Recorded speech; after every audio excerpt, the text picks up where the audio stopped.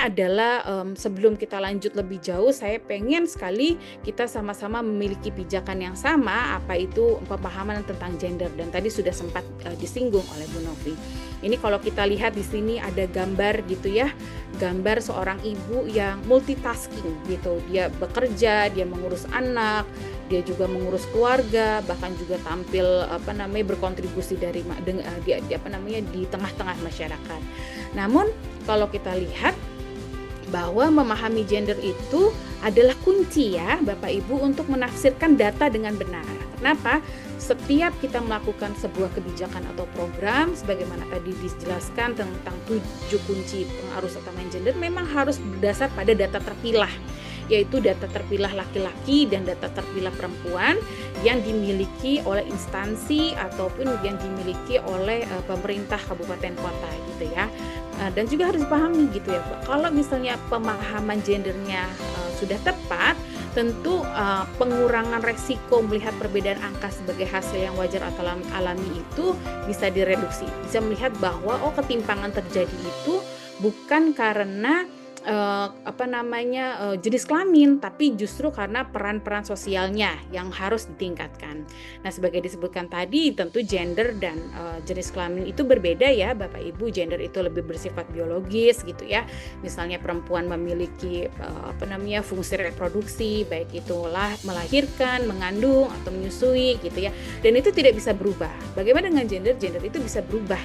Maka itu kalau misalnya kita lihat tarik misalnya ke 40 tahun terakhir, sangat jarang, atau 50 tahun terakhir gitu ya, kita jarang sekali misalnya melihat teknisi perempuan gitu ya. Tapi sekarang kita lebih banyak melihat engineering itu perempuan. Artinya memang ada pergeseran gitu ya, pergeseran nilai di masyarakat bahwa perempuan juga bisa melakukan pekerjaan-pekerjaan yang sifatnya maskulin, karena laki-laki dan perempuan memiliki kesempatan, memiliki kemampuan yang sama gitu ya.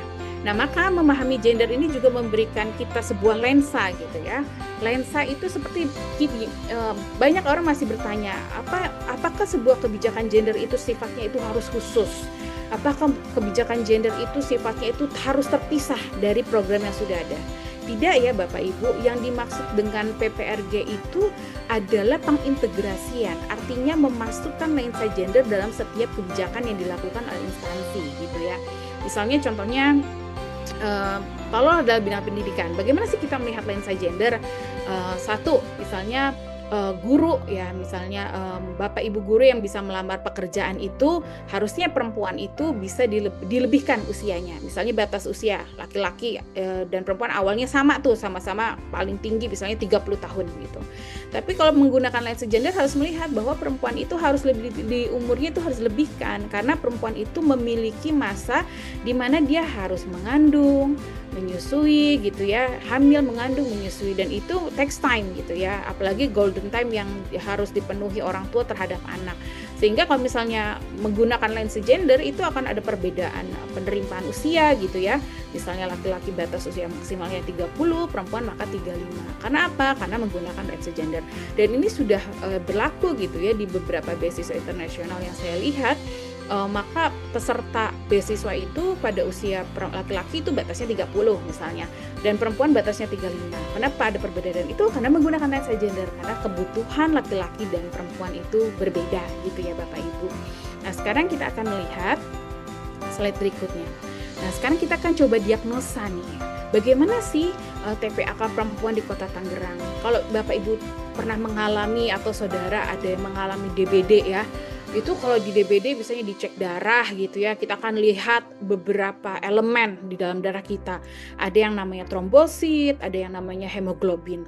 Nah, kalau misalnya dokter bilang ini trombositnya itu turun, hemoglobinnya naik, waktu itu misalnya pasien ini belum tahu dia punya penyakit apa gitu ya.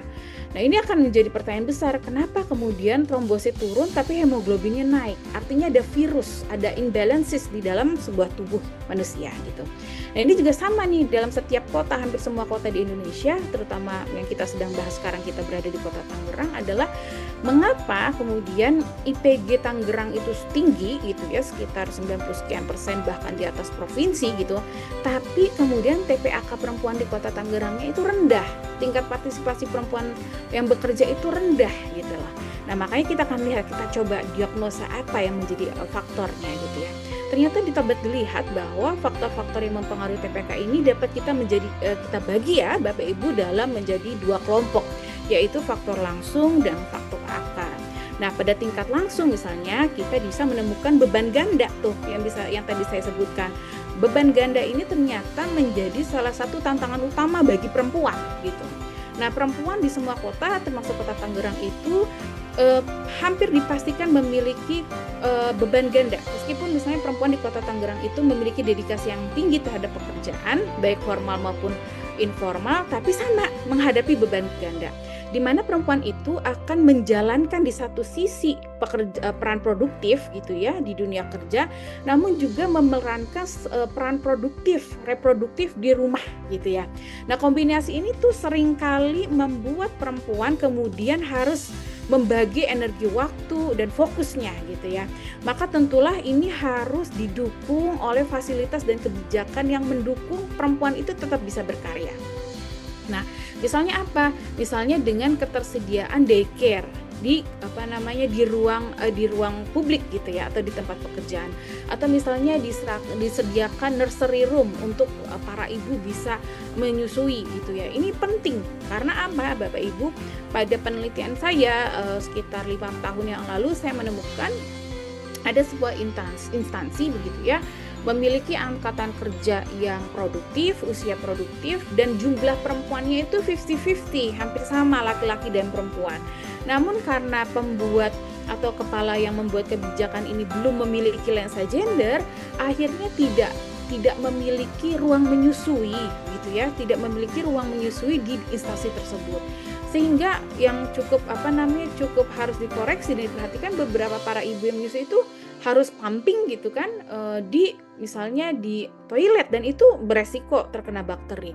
Jadi memang ini yang membuat para perempuan kenapa kemudian angkatan kerjanya menurun, karena sometimes gitu ya ketika sudah memiliki anak itu kan berpikir 2 kali. Kalau misalnya nanti tidak bisa memberikan akses secara maksimal bagaimana, atau misalnya anak tidak terpenuhi gizinya bagaimana. Maka ini bukan hanya tanggung jawab individu ya, seharusnya tapi menjadikan tanggung jawab kita bersama sebagai warga kota. Nah, dan perlu dicatat ya Bapak Ibu, perubahan-perubahan yang terjadi ini sesungguhnya tidak hanya bermanfaat bagi perempuan, tapi juga memperkaya talenta ya, yaitu perubahan bagaimana perempuan itu bisa masuk ke dalam tingkat partisipasi angkatan kerja. Di dunia usaha apa sih untungnya?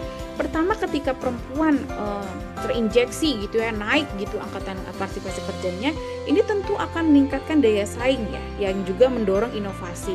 Selanjutnya juga fasilitas pendukung juga menjadi aspek krusial yang saya sebutkan tadi gitu ya, dan juga fasilitas-fasilitas itu bisa mendukung perempuan gitu untuk terus berpartisipasi dalam tingkat angkatan kerja. Nah, poin selanjutnya yang nggak kalah penting adalah pemerataan akses pelatihan. Nah, begini, keterampilan itu kan memang kunci daya saing ya, di mana pelatihan yang menjangkau seluruh lapisan masyarakat, termasuk perempuan gitu ya, di wilayah terpinggiran atau komunitas yang selama ini kurang terjangkau, dapat kemudian memasuki pasar kerja dengan kompetensi yang relevan gitu ya. Nah, selain faktor langsung, kita juga perlu melihat faktor akar. Tadi saya bilang ada 2, itu faktor langsung dan faktor akar. Sekarang kita bahas tentang faktor akar. Apa sih yang dimaksud dengan faktor akar? Yaitu pertama adalah perkembangan norma sosial. Nah, ini Kota Tangerang nih, kalau dalam pengamatan kami gitu ya, para peneliti sudah menunjukkan kemajuan besar dalam cara masyarakat memandang peran perempuan. Namun masih ada ruang nih untuk memperkuat narasi bahwa perempuan dan laki-laki adalah mitra yang sejajar begitu ya, dalam mengembangkan potensi ekonomi dan juga membangun keluarga. Maka pembangunan pandangan ini akan mendorong dukungan lebih besar bagi perempuan untuk berpartisipasi aktif di dunia kerja. Dan kedua adalah pentingnya kebijakan responsif gender gitu ya. Jadi seringkali selama ini orang itu miskonsepsi bahwa mengidentikan gender adalah perempuan. Nah, ini harus dikoreksi. Kenapa gender dan perempuan itu bukan gender itu adalah perempuan gitu. Gender itu laki-laki dan perempuan gitu. Nah, lalu kenapa isunya lebih banyak di perempuan? Karena memang wajah ketimpangan gender di Indonesia itu berada di perempuan. Tapi ketimpangan gender itu bukan hanya di perempuan saja, ada juga di laki-laki. Dalam beberapa kasus saya temukan hampir dari 10 tahun yang lalu ketika saya di Sukabumi, melakukan penelitian di Sukabumi, Bapak Ibu, ternyata ketimpangan gender itu justru di laki-laki. Jadi waktu itu penyerapan tenaga kerja di daerah Kabupaten Sukabumi dari industri gitu ya lebih banyak menyerap perempuan dibandingkan laki-laki. Sehingga itu terjadi ketimpangan angkatan kerja ya antara laki-laki dan perempuan. Karena dianggap misalnya kenapa pemilik usaha itu lebih mau merekrut perempuan karena perempuan dianggap lebih detail gitu ya secara gender stereotype gitu ya, lebih detail, lebih disiplin gitu, atau misalnya lebih mudah diatur gitu. Nah, ini menyebabkan lebih banyak mau merekrut perempuan. Akhirnya terjadi ketimpangan gender di laki-laki. Jadi sekarang sudah ada whole gambaran ya bahwa ketimpangan gender itu bukan perempuan, tapi ketimpangan gender itu bisa di laki-laki dan perempuan. Tapi majority di Indonesia memang ketimpangan gender berada di wajah perempuan. Nah, terakhir kalau kita lihat nih adalah akses informasi yang terbuka nih dalam poin, yaitu maksudnya adalah informasi pintu pertama menuju peluang, yaitu informasi yang bisa diakses baik untuk laki-laki dan perempuan. Nah, kita nih harus memastikan bahwa perempuan itu memiliki akses yang setara ke informasi, baik itu vacancy ya, untuk pekerjaan, pelatihan, program dukungan usaha, dan juga ini tentu akan membooster partisipasi mereka di dunia kerja. Di mana salah satunya adalah saya melihat teknologi digital ini bisa menjadi alat efektif juga ya untuk memperluas jangkauan informasi ini. Maka setiap poin yang kita bahas di sini sesungguhnya adalah titik awal untuk sebuah inovasi. Di mana yang saya sebutkan di awal tentang beban ganda gitu ya, selalu itu double burden gitu, itu justru bisa menjadi peluang untuk menciptakan model kerja yang lebih fleksibel. Misalnya keterbatasan akses lapangan pekerja dapat menjadi pemicu untuk membuka sebuah sektor baru yang lebih ramah gender gitu ya. Misalnya juga minimnya fasilitas ketika disadari, oh iya ternyata perempuan itu tidak banyak berpartisipasi angkatan kerja memang karena tidak ada fasilitas yang mendukung, terutama untuk perempuan-perempuan usia produktif. Maka dari itu harus menggunakan PPRG di dalamnya, bahwa diusahakan setiap instansi baik itu pemerintah atau swasta itu menyediakan ruang nursery untuk para ibu, sehingga kebutuhan para ibu untuk memberikan hak asih terhadap anak di golden age itu bisa terpenuhi, karena juga generasi anak yang sekarang itu akan menentukan kualitas generasi yang dia akan datang gitu ya di masa datang.